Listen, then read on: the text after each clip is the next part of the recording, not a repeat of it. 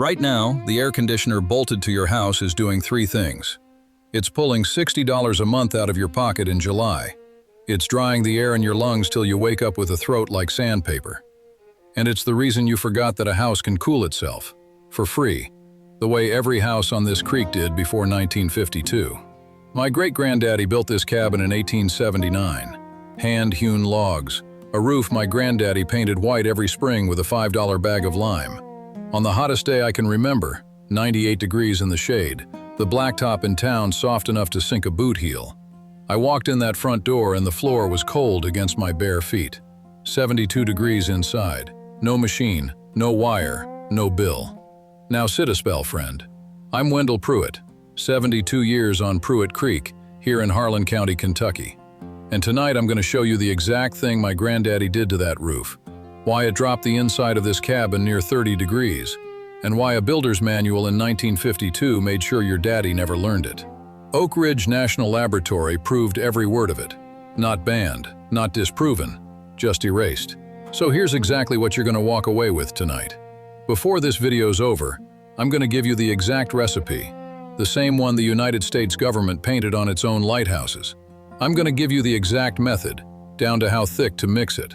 And I'm going to show you exactly why it works, measured by men in white coats at 2 national laboratories. And stay to the end. There's an old man up on Black Mountain who hasn't paid a cooling bill in his life, and I drove 6 hours to find out how. Whether you're sitting in a brand new house or a ranch home built in 1972, every single word applies to you. You don't need a permit. You don't need a contractor. You don't need one soul's permission. Now, here's the number that ought to make you angry. The home cooling industry in this country is worth $130 billion a year. 90% of American homes have air conditioning now. And the Department of Energy says the average family hands over close to $700 every summer just to keep cool. Run that out 30 years. That's $21,000. And that don't count the machine. A central air unit runs you $6,000 installed, and it dies in 15 years. So you'll buy 2 or 3 in a lifetime.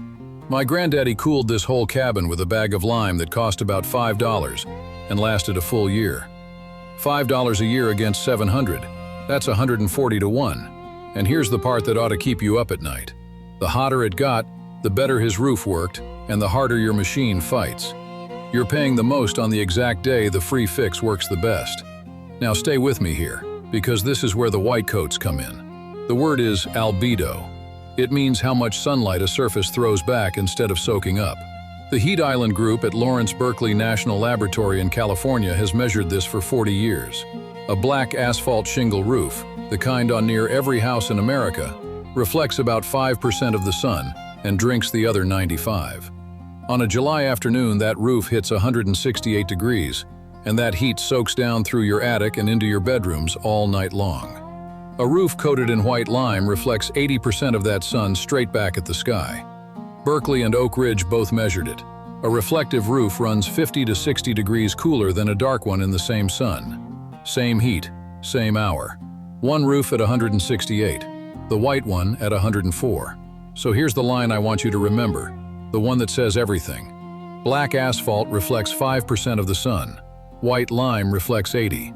That's 16 to 1. 16 times more of that July sun thrown back at the sky for a $5 bag. And there's a second thing those log walls do. It's called thermal mass.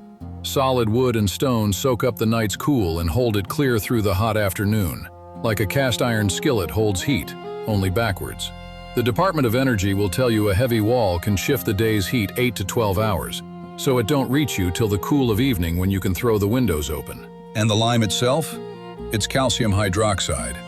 As it dries, it pulls carbon out of the very air and turns to solid limestone right there on your boards.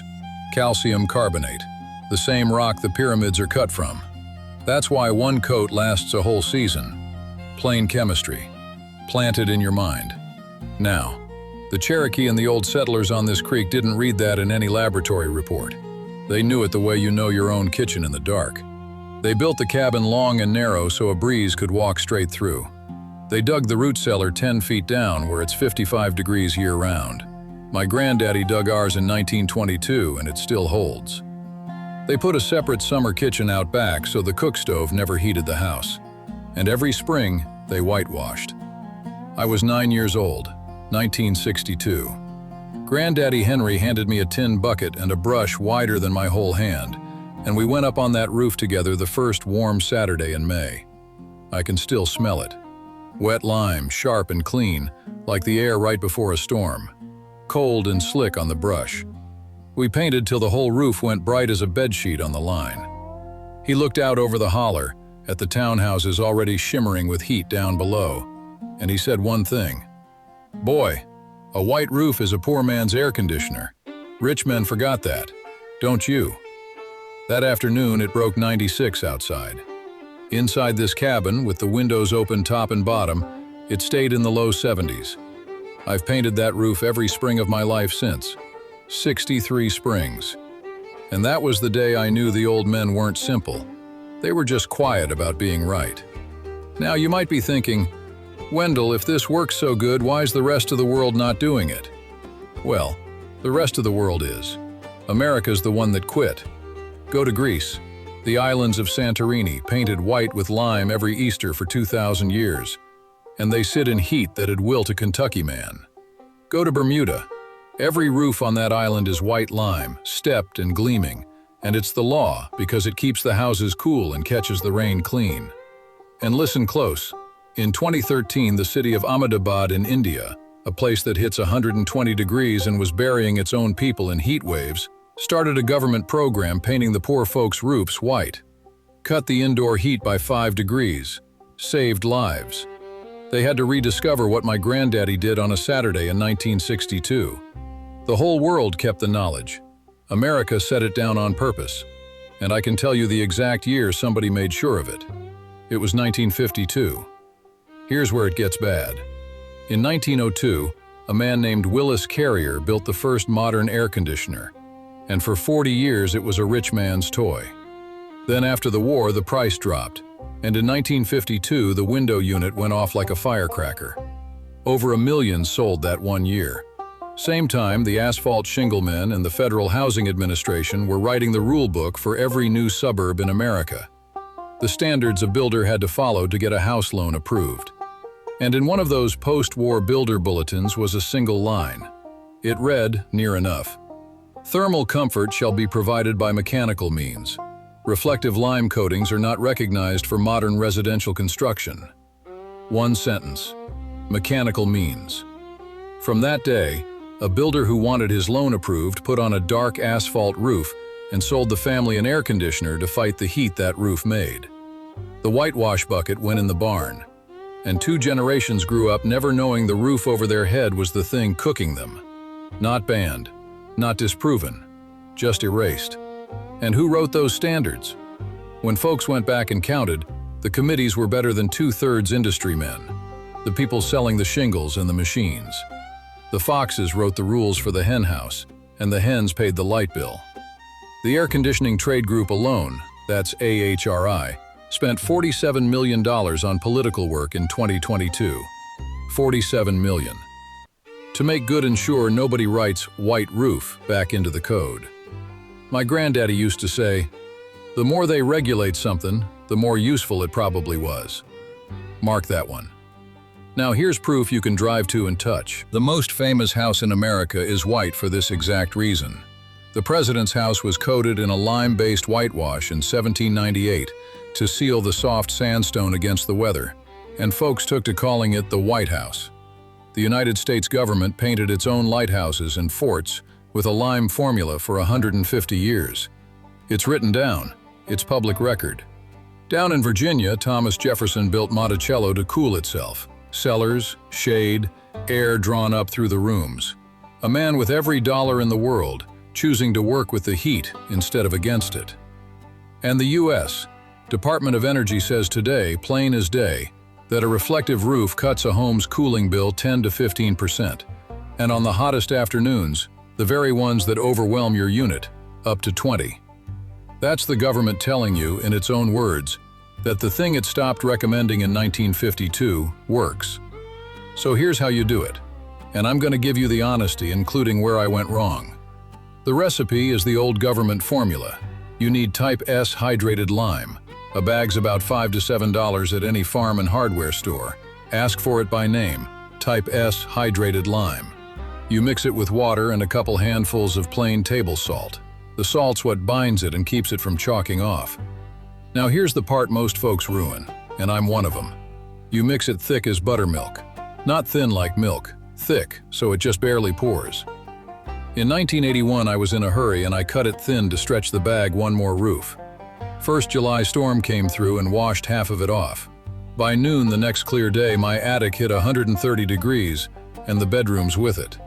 Granddaddy was gone by then, but I heard him laughing at me anyway. Don't be me. Mix it thick as buttermilk. 2 coats, let the first dry to chalk before the second. Paint the roof first, then the south and the west walls. Those are the ones the afternoon sun beats on. Do it the first warm, dry week of spring. Then, and this is free, open your windows top and bottom at night to pull the cool in, and shut them and drop the shades by 9 in the morning to trap it inside. Roof, walls, and breathing. That's the whole system. A fellow down in Texas wrote me, coated his roof for $14 and dropped his attic 40 degrees in one afternoon. Your air conditioner costs thousands and dies in 15 years. This costs $5, and you redo it every spring. I've done it 63 times. Now, before I show you the one cabin that does this better than any house I've ever stood in, let me say this. Everything I've ever shown you, the root cellar, the wild plants, the smokehouse, it's all gathered in one place now. It's called Wendell's Almanac. The link's down in the description below. But you stay right here, friend, because what one old man built up on Black Mountain is the part nobody is talking about. Last October, I drove 6 hours up to Black Mountain to see it myself. There's an old fellow up there, closer to 90 than 80, in a cabin his daddy built, lime-washed bright. But he'd done one thing more. Built a second little roof a few inches above the first, open at both ends, so the wind walks through the gap and carries the heat off before it ever reaches the boards. A breathing roof. I stood in his front room in October and it was 68 degrees and he had no machine in the house. Not one. I asked him his cooling bill. He looked at me like I'd asked him the color of air. 0, he said. House breathes on its own. 2 for the price of nothing. His neighbor down the road runs central air and pays better than $200 a month all summer, $2,400 a year, near $72,000 over 30 years. The old man on the mountain pays nothing. Same sun, same county. One of them knows the secret. Because here's the truth, and it's older than this country. The Persians cut wind towers 4,000 years ago to pull cool air through the desert. The Greeks and the Romans built with white lime and stone. The Cherokee man Lightning Crow taught my granddaddy to sit a cabin where the air would move and paint it bright against the sun, back in 1908. Granddaddy taught my daddy. My daddy and granddaddy taught me, up on that roof in 1962. And now I'm handing it to you. Every people that ever beat the heat without a machine arrived at the very same answer.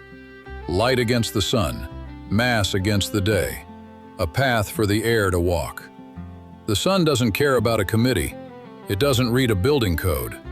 That white roof was throwing back the heat 5,000 years before Willis Carrier was born, and it'll be doing it long after the last air conditioner in America has rusted into a red stain on the ground. So this is what I want from you. Drop your state in the comments down below and tell me what you pay to cool your house in July. I read every one.